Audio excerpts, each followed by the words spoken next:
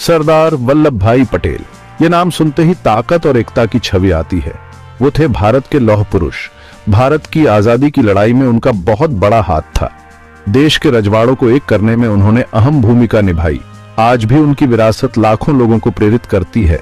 पटेल जी का जीवन अटूट संकल्प का प्रतीक है। उन्होंने अनगिनत चुनौतियों का सामना किया। अडिग इरादों से उन्होंने हर बाधा पार की। उनका जीवन इच्छा शक्ति और समर्पण की शक्ति का प्रमाण है। वो काम में विश्वास रखते थे, नतीजों में भरोसा करते थे। वो एक व्यावहारिक नेता थे। जो ठान लेते थे वो करके दिखाते थे। भारत के लिए उनका योगदान अतुलनीय है। उनकी कहानी आशा की किरण है।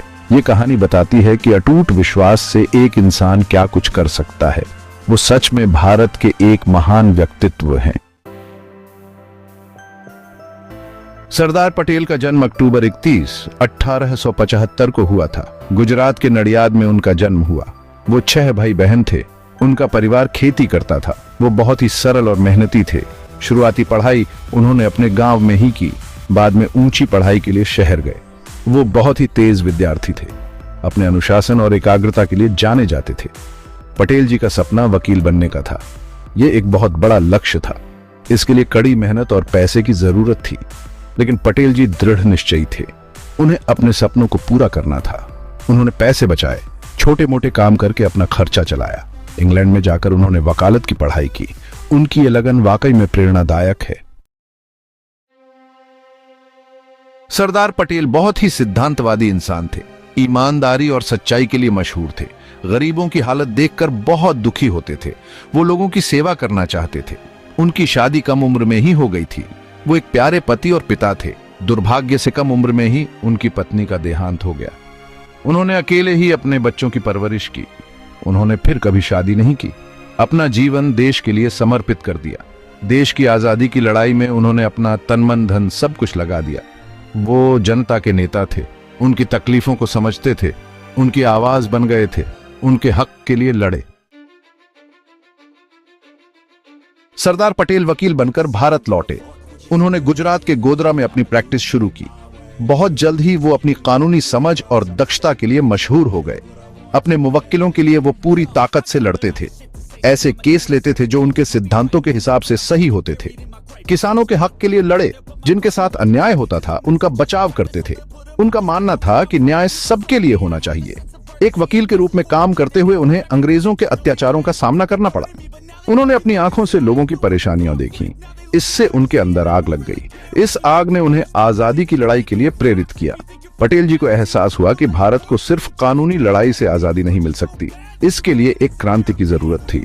अंग्रेजी हुकूमत से आजाद होने की जरूरत थी और वो इसके लिए तैयार थे। महात्मा गांधी का अहिंसा का संदेश पटेल जी को बहुत अच्छा लगा। वो इंडियन नेशनल कांग्रेस में शामिल हो गए और गांधी जी के भरोसेमंद साथी बन गए। पटेल जी ने आंदोलन और प्रदर्शन कराए, लोगों को जोड़ा और उन्हें अपने हक के लिए लड़ने के लिए प्रेरित किया। वो एक प्रभावशाली वक्ता थे और उनके शब्दों ने आजादी की भावना को जागृत किया। वो आगे रहकर नेतृत्व करते थे, जेल गए और कई मुश्किलों का सामना किया, लेकिन उनकी हिम्मत कभी नहीं टूटी। भारत की आजादी के लिए उनकी प्रतिबद्धता अडिग रही। पटेल जी के नेतृत्व गुण उभर कर सामने आए। वो एक कुशल रणनीतिकार और संगठनकर्ता थे। उन्होंने भारत के स्वतंत्रता संग्राम को आकार देने में महत्वपूर्ण भूमिका निभाई।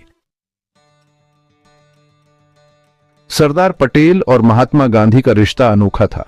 वो एक ही सिक्के के दो पहलू थे। गांधी आध्यात्मिक नेता और पटेल व्यावहारिक। दोनों का एक ही लक्ष्य था, भारत की आजादी। उन्होंने एक साथ मिलकर अथक परिश्रम किया, एक दूसरे की ताकत को पहचानते हुए।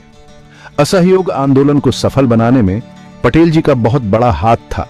उन्होंने किसानों और मजदूरों को एकजुट किया, ब्रिटिश सामानों का बहिष्कार करवाया और अंग्रेजी हुकूमत को ठप्प कर दिया। वो गांधी जी के लिए एक मजबूत स्तंभ थे।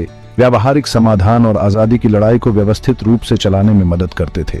वो हर मायने में एक सच्चे नेता थे। भारत की आजादी एक कीमत पर मिली। देश का बंटवारा हुआ। ये बहुत ही अशांत और अनिश्चितता का समय था। रियासतों को चुनने का मौका दिया गया, भारत या पाकिस्तान में शामिल हों। बहुत से लोग दुविधा में थे और कुछ स्वतंत्र रहना चाहते थे। सरदार पटेल ने रियासतों को भारत में मिलाने का बहुत बड़ा जिम्मा उठाया। उन्होंने अपनी कूटनीति और राजनीतिक कौशल से शासकों से बातचीत की और उन्हें भारत में शामिल होने के लिए मनाया। उन्होंने एक आसान बदलाव सुनिश्चित किया और देश के टुकड़े होने से बचाया। आधुनिक भारत के नक्शे को आकार देने में उनके प्रयास बहुत महत्वपूर्ण थे। उन्होंने अपने दृढ़ संकल्प के लिए लौह पुरुष का खिताब हासिल किया। उन्होंने एक राष्ट्र को एकीकृत किया और उसका भविष्य सुरक्षित किया। उन्हें एक संयुक्त भारत के निर्माता के रूप में याद किया जाता है।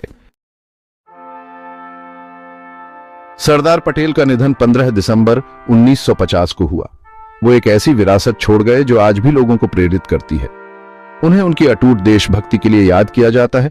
भारत की आजादी की लड़ाई में उनके योगदान के लिए उनका सम्मान किया जाता है और राष्ट्र को एकीकृत करने में उनकी भूमिका के लिए उन्हें सम्मानित किया जाता है।